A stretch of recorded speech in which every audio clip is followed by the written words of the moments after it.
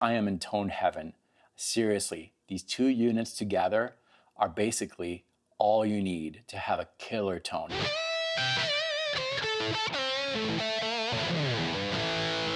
A few weeks ago, this came out on the channel. It's a video where I did an unboxing and a first impression of the BluGuitar Amp1. I thought it sounded great, but I made some mistakes. First of all, I didn't set my levels correctly in my sound card, and that made a huge difference.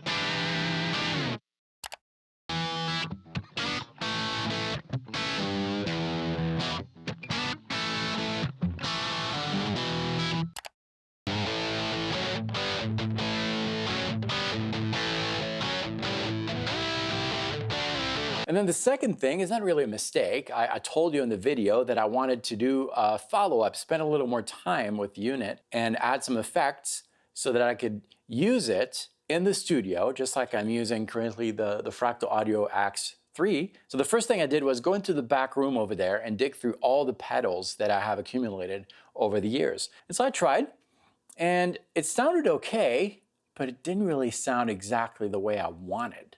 See, I'm not a real tweaker. I like things very simple. And then I remembered that I had this thing in the back that I reviewed a few years back, the Eventide H9 pedal. I don't really need any distortion pedals because the Amp1 takes care of that. What I needed was some space effects, delay, some reverb, maybe some chorus every once in a while. I decided to use the H9 just like you would in a studio setting, where typically the delay and the reverb is placed after everything else.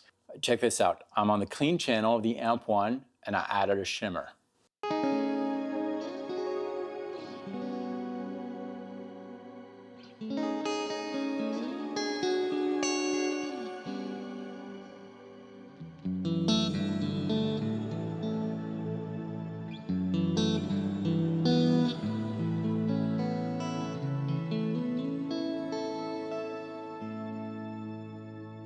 We're gonna switch to the drive channel. I'm on the vintage mode here, and I'm gonna add a spring reverb.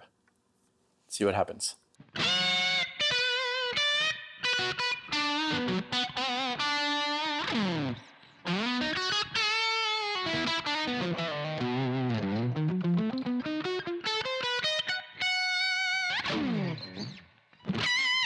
Let's try something different. I'm gonna switch to the classic drive, and I've got some delay here. Kind of gives us this Devin Townsend type of sound, I think. Check this out.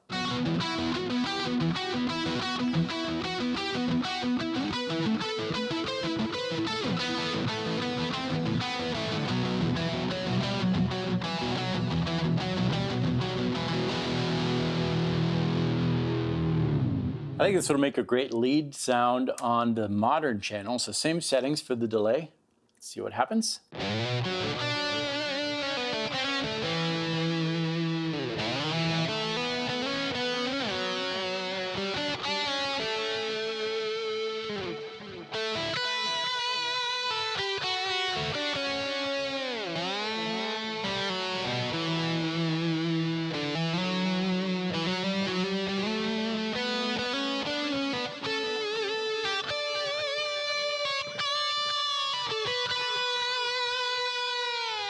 And one of the things that I finally was able to get back to is the tactile approach. See, I've been thinking about that a lot, where today you have so many options as far as tone, so many softwares, so many modelers, which are great, they sound great, but they offer so many options in a box that for me, I feel that it oftentimes limits my musicality, my creativity, while creating music. Sure, you have all these options, but then I spend too much time just trying to figure things out and trying to play with sounds, and in the end, I don't make any music. Whereas here, I've got my basic sounds, and I can create some awesome music, I think, or the music that is closest to me, because I don't spend time engineering sounds, I just spend time playing. Bottom line is that these two units together are, in my opinion, today, one of the perfect ways that you can record awesome studio quality guitars in your home.